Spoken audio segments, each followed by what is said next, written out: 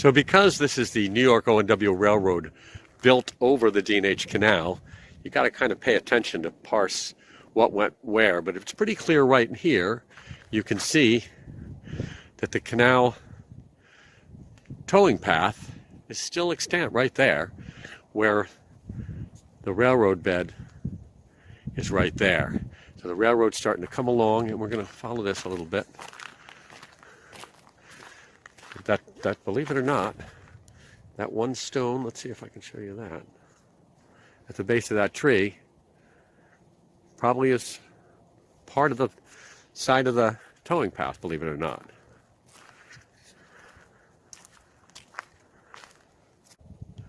But there, once again, the railroad bed is now deep in the middle of the canal prism.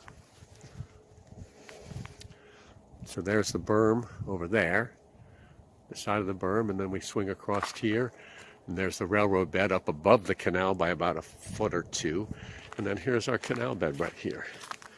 Now what I'm hoping to show you, the canal was enlarged in 1850. It had been enlarged in the 40s. They just made it deeper, usually by making the towpath higher.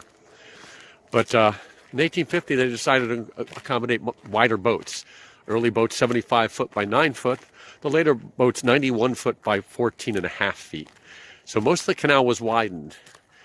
And you can see along this stretch, maybe it's just my imagination, if you can parse it here. And at a certain point along here, we're going to see a sign of a second ledge, the towing path before they enlarged the canal and made it higher. So there'd be about a 2 foot, and you got to figure. So here, right here is a great example. It's really clear from down here. So the stone is now at my feet. And what's right here is the early towpath, the pre-1850. And this higher mound over here is the after 1850 towing path. And so they enlarged the canal here by moving the towing path towards the Roundout Creek. And now I'm looking straight down the prism here, filled with trees, but that was the canal bed right there.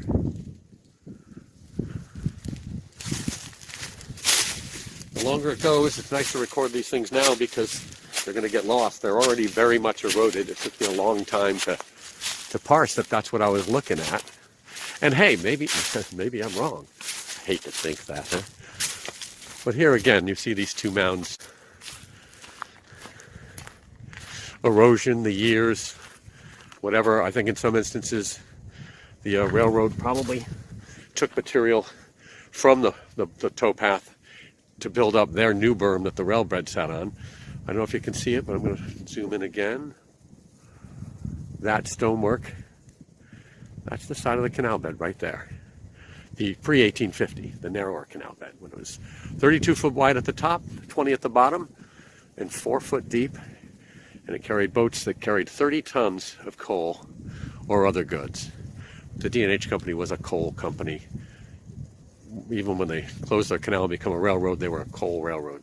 Even when they're not shipping coal, they were a freight line. Still a wholly owned subsidiary of Canadian Pacific. See a little bit more. Here you can see a little bit of water in it. Gets a little more evocative, doesn't it, right there? And once again, there's stonework from the earlier canal, the early towpath, and then up here is the later towpath. Been 100 years since it's held water, 120 years now. 118 to be accurate there. And continuing on with the Tale of Two Towpaths here. That's what we'll have to title this, the Tale of Two Towpaths. There we go. Again, I don't know how easy it is. Maybe you have to come here sometime. But if you can see stonework in the sort of the center here, by the base of that tree, for instance. It's hard with this bright light. I'm going to have to come on a cloudy day, aren't I? It's a little clearer over there. You can see now. Let's see if I can cut through here and find you a better look at it. That stone in the middle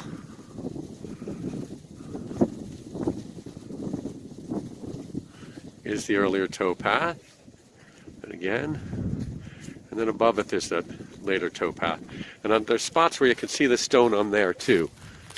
And again, it's hard to say whether the material for the berm I'm walking on now for the railroad, whether they didn't get over there with their steam shovels or whatever. It would have been an automated device by then, certainly. You've got the evidence of two towing paths here. The river beyond us. Let me zero in a little bit and show you. There's that stonework right there. That was the edge of the earlier canal, and then there's about an 8 to 10 foot margin. And there's the